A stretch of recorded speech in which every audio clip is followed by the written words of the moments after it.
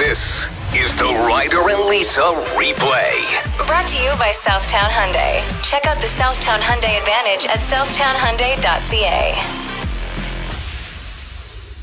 Something that's wildly underrated. I was trying to think this weekend of what life would be like without sunscreen. I bet there's a lot of people listening right now that forgot to put it on and they are paying the price today. But like with it on, I was out in the sun a lot this weekend. I golfed, I did yard work.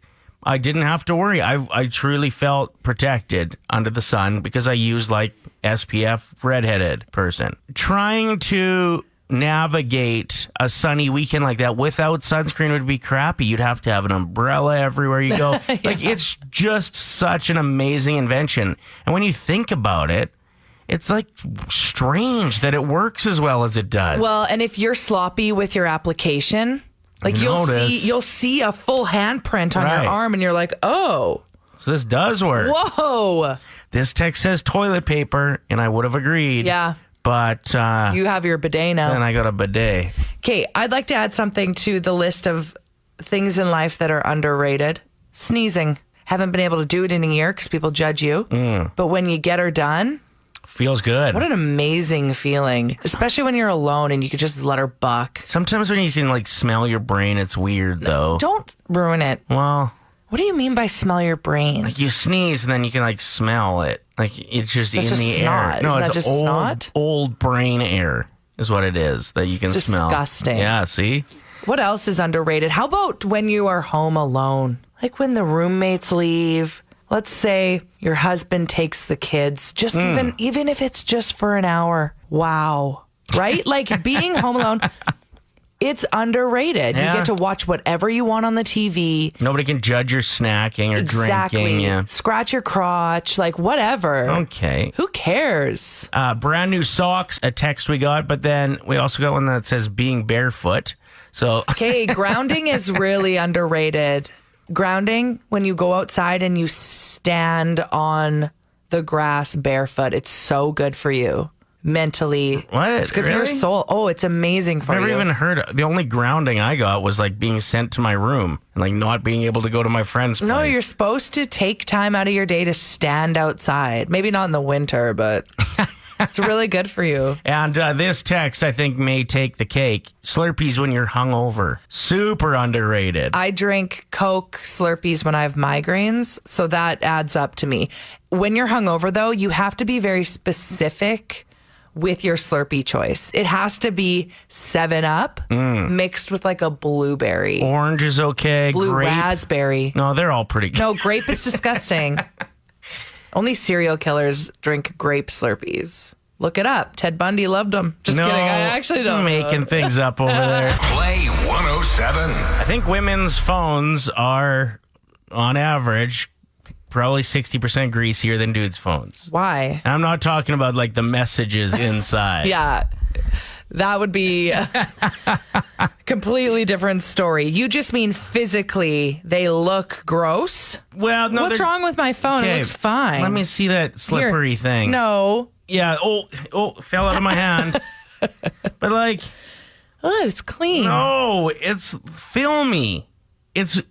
And I think I figured it out. Is it potentially like the fact that you moisturize, you use SPF even when it's winter and you're inside? Especially on the tops of my hands for when I'm driving. Spray and conditioner. You've got, What? well, like just other things that you normally use. You know, now that I think about it, I want to disagree with you because I'm just instantly offended. But you're right. I'll have my phone with me in the bathroom when I'm like putting on powdered cover up. Right. And all that gets on there. Hairspray. Yeah, and it's just kind of clinging to it. But I think I just do like the classic, like, and then wipe on the pants. That sounds like a really good clean job. Oh, let me see your phone. Look at this You're thing. so braggy over there. Clean. Oh my gosh, why is yours like matte? See? How do you do that? That's how we roll. But I mean, like, I don't have hairspray on it. You know what I mean? Okay, everybody needs to, right now when you're listening, look at your phone and let us know, is your phone gunky or is it pristine? Like, and also Wow. yours, how many phones have you smashed? Oh, all of them. Yeah, in the time that I've had this one, I think you've gone through 2 or 3. It's because you have so much grease on there, it's just slipping out of your hand. I got the extra protective layer, and I bought Apple Care. Yeah. I smashed it.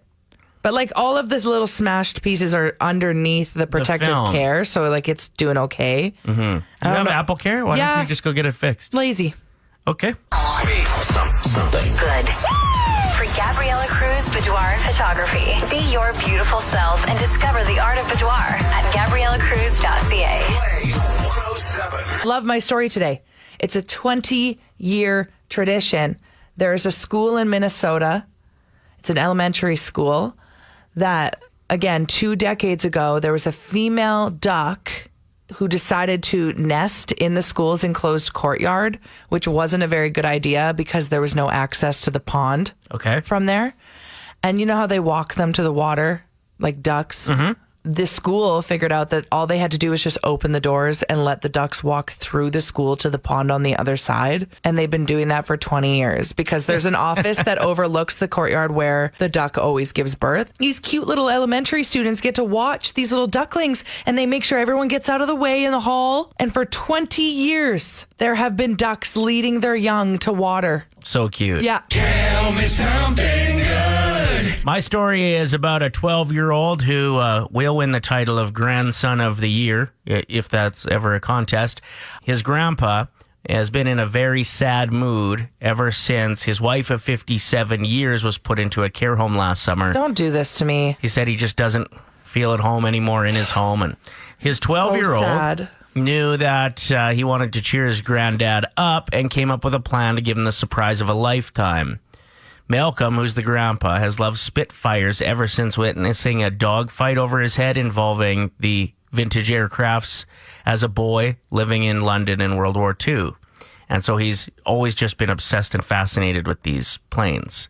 So his grandson reached out to all the bases that would have these planes with the story of his grandpa and how much he wants to fly, and saying he's raising money to pay for any of the costs associated with it, but is there any chance we can get grandpa in one of the flights? And over the weekend, they just took Mr. Hansen up to live out his fantasy in the skies. He even got to take control of the Spitfire for a short time up there, but he got to fly in one of these vintage planes. That Cool, is right? so cool. And the son managed to make the money by doing chores, helping family members with gardening, and that's how he raised the money. I love how you can be a grandpa and still be able to have opportunities Yeah. where you feel like a kid again. Like how they're like, oh, you get to be in control of the plane. My mom Push this button. wants to go skydiving. She'll be 71, I think, this year. 72. She wants to go skydiving for her birthday. I'm like, Wow. whoa, okay. Tell me something good. I can't be the only one that, like, the more anticipation and excitement there is for a party, the harder I party, and sometimes too hard. I am not prepared for things to go back to normal because I've taken pretty much a year and a half off of partying. I had 3 or 4 drinks on Friday and was not okay the next day. I No. need to retrain my body. Yeah. How to handle even just going out for casual drinks with some friends. Well, exactly. So as of tomorrow, outdoor dining going to be allowed. Maximum of 4 people per table, must be members of the same household. But even that, I'm so excited to like grab a pint and just eliminate it. You know what I mean? Like just put down it down. it. Yeah. So I have a party tip. When you get too excited, things get out of hand a little bit, right? And if you don't want that to be the case, Can I guess what's going to be on this list? yeah, it's just one tip. You order 2 drinks at once? No, that would do the opposite, I think. Oh, okay. This is for like if you want to just go in easy as we return. So you don't overdo it the first time. Well, half of our audience has stopped listening because they're like, No, I think there's more than you think that want to like ease back in. Like you and your hangovers. yeah, okay. You take the first half an hour after you get somewhere and the last half an hour before you leave, and you don't drink. For the first half an hour, you don't have a drink? Right. And then the last half an hour. So that would be like if you were at your friend's backyard for, let's say, a few hours.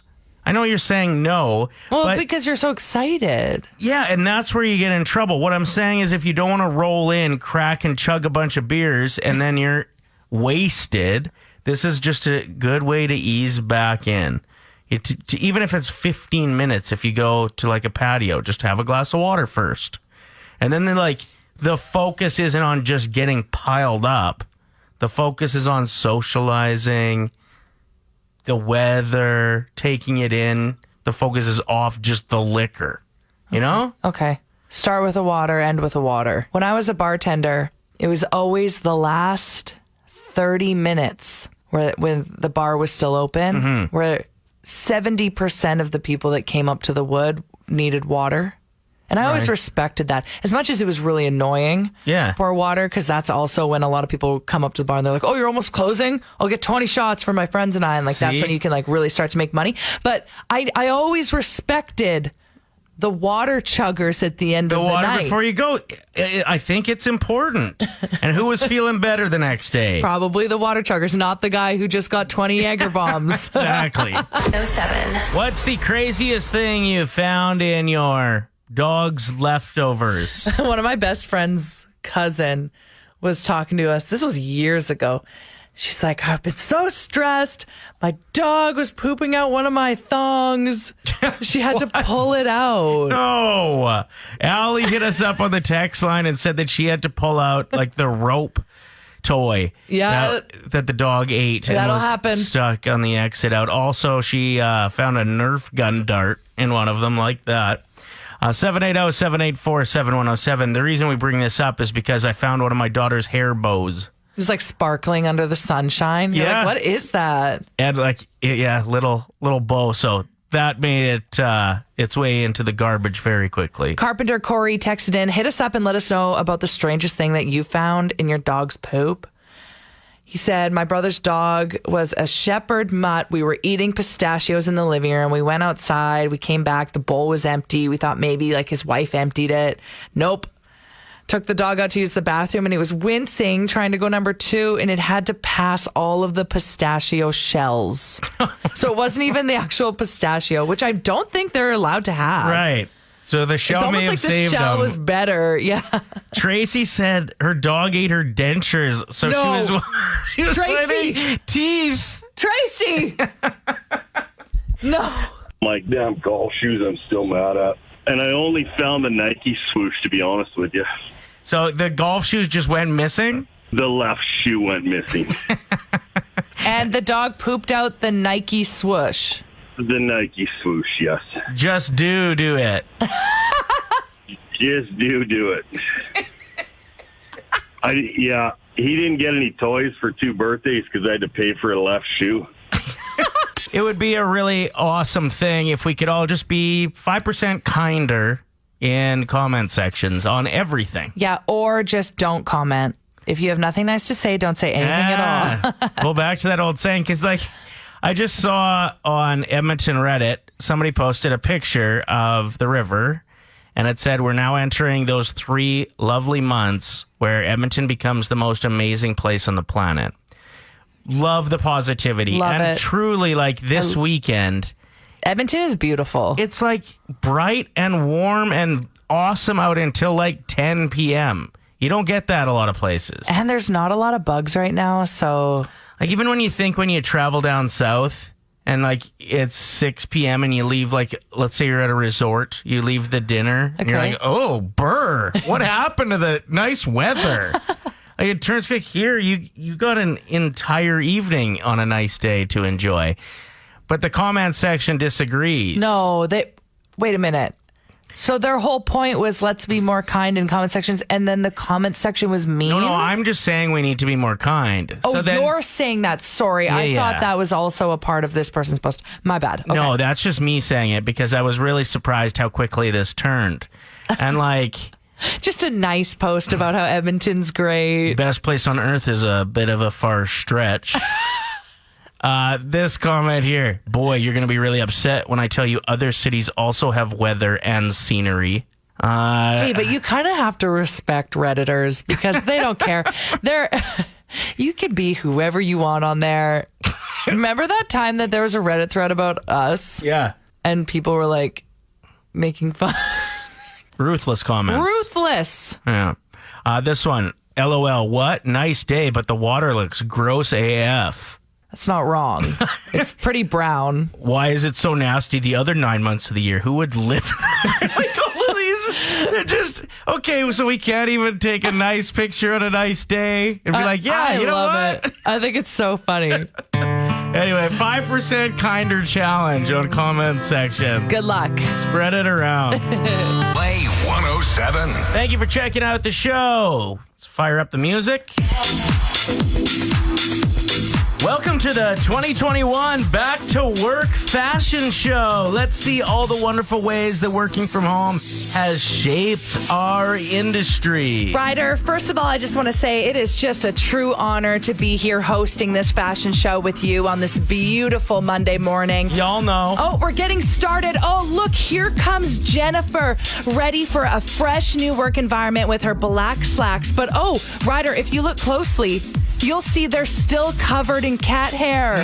How cute. Beautiful. Maybe a way to remember her at-home Zoom buddy. Adoring her attempted at-home hair dye, too. I think the rusty, orangey, yellow blonde roots is... Yes, really hot right now. Here comes Dave, absolutely owning his button-up shirt that's missing a few buttons. He's claiming it's the only dress shirt that fits right now, but that's obviously not true, as it doesn't fit properly at all. Go get him, Dave. Oh, that's awesome.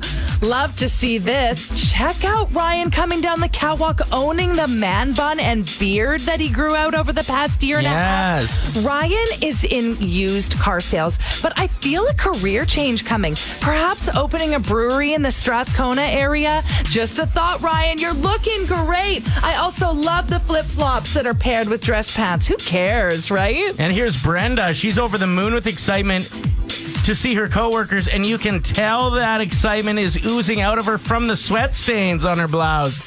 With the matching yoga pants, this business sport hybrid screams that she's ready to put in that work. Now we see Carol strutting her stuff down the runway in a new pair of high heels. But oh no, Ryder, it looks like she's forgotten how to walk in them. A year and a half of rocking Costco slippers all day, every day has probably softened her calluses. Ryder, it now seems as if Carol has twisted her ankle. Can you call the EMT? We're going to need a stretcher. Poor Carol. And finally, we have Jim, whose suit jacket smells like mothballs and has a New Year's 2020 pin on it from the last time he was able to wear it. All he's worn since is a frown. Welcome, Jim. Killing it. Back to the office. Love it. I'm not sure if you knew this, but I actually provided background vocals for that song. Bum, bum. Let's hear it. That's really good. Thanks. Ryder and Lisa on Play 107. All right, it's time for Recommend Something. I'd like to start with house shoes. House shoes. Pair So of shoes. slippers. No. Costco has good slippers. No. Slippers are bad. For those especially working at home over the last year and a half, you probably already have house shoes. Pregnant ladies, house shoes. They know the game. But yeah, no, I've just started wearing a fresh pair of kicks around the house. Why? Because I like them. I don't want to get them dirty outside. I feel like it helps my posture. I'm a little more active when I'm in them. Like I'm not as keen to lay down on the couch. But no, these house shoes are where it's at. You tie them up. What is this? A sitcom? Is this Full House? You just wearing your shoes on the bed? Well, I think there's a good reason for them. They're stylish. They stay, like, you look good in them. They work with sweatpants or jeans or shorts. And like I said, it just makes you feel like even if I'm 10% more active because of them, it's worth it for me. I am worried about people that have been staying home and working from home. Once you have to start rocking shoes all day, every day at the office, your feet aren't ready for that. So I would suggest getting yourself a fine pair of house shoes. I did recently during Bay Days get myself a pair of like white, fresh Nike sneakers. And my biggest regret is wearing them outside once. And they're not white anymore. You can clean them. So I like this whole inside shoes thing. Oh, it's called house shoes. Danny Tanner's. Get my Danny's on. Okay, my recommendation today is something that I learned recently, and I think it's a great tip. If you're a parent, listen up. Have a new game plan with your children once things open up again and they're hanging out with their friends more. That moment when their friend kind of tries to peer pressure them into doing something they don't want to do, and they go to the length of like, well, go ask your parents, go ask your mom, go ask your dad. And they come with them into the room to be like, Tiffany, why don't you like sleep over at my house tonight? Go ask your mom. And then Tiffany goes to mom, and the code word could be mother instead of mom. And that instantly means I don't want you to say yes to this. Oh, interesting. So, mother, can I go sleep over at Sarah's house? And she goes, oh, no, I don't think that's going to work today. And then there's no awkward like side combos with mom. Mom, I don't actually want to do this. Right. I just think it's a cool lesson that shows unconditional support. So you could for peer use pressure. other words too. Anything. That's just one of the suggestions. It doesn't even have to be a word. It can be a movement. Like Right. let's say you do a yawn first or a stretch of some sort. That tells your parents you don't actually want to do any of what you're asking. How annoying would it be if you were a kid though and like you accidentally yawned and then you're like, no, I really wanted to go. Another really cool thing that you could do is just pretend that you are grounded. Yeah. Great way to get out of things. Why can't I do that now as an adult? Why can't I be like, you know what? I talked to my mom. She said no. My dad actually said I can't make it. I'm grounded. I have chores. I think my mom must have wanted me out of the house because whenever I started a sentence with like, Mom, can I go? She'd just yell, please do. Apparently, a lot of our listeners are with you on the whole owning a pair of indoor house shoes. They're just called house shoes. No, we're calling them Danny Tanners. I've decided. Grab your Danny Tanners. Grab your Dannies.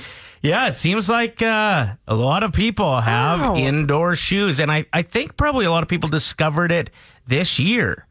Spending a lot of time at home, you're looking at like that brand new pair of kicks. You're like, maybe I'll wear them around the house a bit. And I got nowhere to be. You're like, oh, my posture is so much better. You know, I'm more active, feel alive. Now, we're not talking about slippers. Quick poll. Do you own indoor shoes? House shoes. Sorry, Danny Tanners.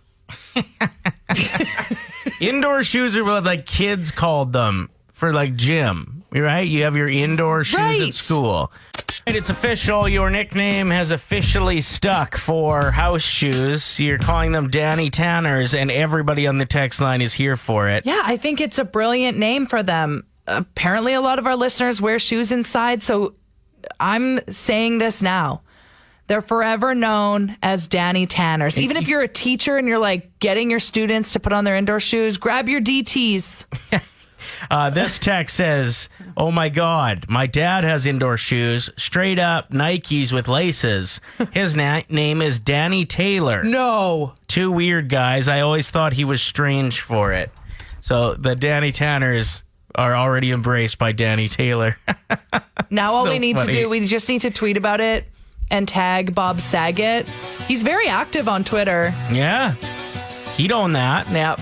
I'll do it right now. I'll let him know we're changing them to Danny Tanners. This is going to sweep the world. It's the 90s at 9 on Play 107, no doubt, featuring obviously lead singer Gwen Stefani, who you've kind of lost your love for over the last few years. Do you think it's directly related to marrying Blake Shelton, Yes. who you've never been a fan of? Correct. I can't believe he won Sexiest Man of the Year. Call me judgy, but like, what happened there? Okay, that was a bunch of years I ago, know. though. I still think about it. I do think she's less cool because don't get me wrong. Love every album she's put out before she started like doing country duets with him. And were you a fan of like Bush? Because her ex-husband is lead singer Gavin Rossdale, right? I don't know enough Bush songs, but if a very well-known Bush song came on, I would like it. It must be your skin. I like that 'cause song. I'm sinking in. Okay, so she was cooler when she was dating a rock star rather than a country star. Am I the only one that thinks this? I don't know. I just find it odd because like when Every time her I name is said, you can see that you get a Just little bit. upset. I'm upset because I have bought every album she's ever put out and loved it and rocked out so hard, adored it. And now every time I see a headline that's like, Gwyneth and Blake are talking about why they put certain plants in their yard, I'm like, ugh. Don't care. Well, thank you for the breakdown. You ran through a sprinkler this weekend, and while doing so, you had a moment where you were contemplating if at your age you should be doing something like that. Am I too old to be running through sprinklers? I don't think I am. I'm 31. That's not old. You don't. As soon as you stop running through sprinklers is when you start to get old. It's true. Age is just a number. Don't let the old man in. Don't let the old man in. Yeah. That's it. That is a great quote. Thank you. It's not mine. Don't let it in. Don't. Oh my gosh. You cannot just sit there and go, I can't do that. I'm X amount of years old. Yes, you can. Actually, no. I tried to get into a dollhouse recently, like one of those kid ones in the yard, and I was not okay. So I don't know how I feel about that quote after all. Don't Let the Old Man In is a song by Toby Keith as well. Is it? Yeah. And I think it might be his quote originally. Okay. Although Willie Nelson has a song called it as well, so it's probably his originally. Take it with a grain of salt. Yeah. But I will say, running through the sprinkler, it felt nice. It was refreshing with the hot weather this weekend, but I was like, how silly do I look? I run like Phoebe Buffet. Right. The fact that you wiped out and then like really hurt your hip, that might mean it's time to hang it up. But other than that, I think you're good to go. You came across an interesting stat that dog owners are 45% more attractive just after they get a dog. Yep. And I think it's because it does show that you care about animals. You're nurturing. You're taking care of another living thing. You're feeding it. There are some terrible dog owners out there. Do they get the free pass of being 45% more attractive? I think they're more attractive right away just from like first glance. But then once you get to know them, that's when you can start to change your mind. Well, and so much, I suppose, of like becoming interested in somebody else has to do with pictures off the start. And anybody can look like a good dog owner in a picture. I have a close girlfriend that got a dog, and she's like, I got this dog so I could meet men at the dog park, and it's not working. Now I'm stuck with this dog. I mean, she's kidding. Her dog is amazing. They volunteer at the women's shelter and everything. So, of course, it's a good dog. She loves her dog. But I just thought it was really funny how she's like, well, I thought like this would be a good icebreaker to start talking to guys. She's in a committed relationship now, but I just thought that was It's interesting, though, because I think a lot of people might do that. Like, this is a good way for me to get me out of the house to the dog park to maybe meet somebody. But then, like, when you're on a date, you just want to get home to your dog quite often for people as well. So I don't know if it works every time. I got to cut this date short. My dog needs to go outside, use the bathroom. 780-784-7107. Hit us up if when you got a dog, maybe you found love right away. Any, like, dog owning success stories? Oh, yeah. We'd be interested in hearing those. The 90s at 9 continues next. Ryder and Lisa. Brought to you by Southtown Hyundai. Play 106.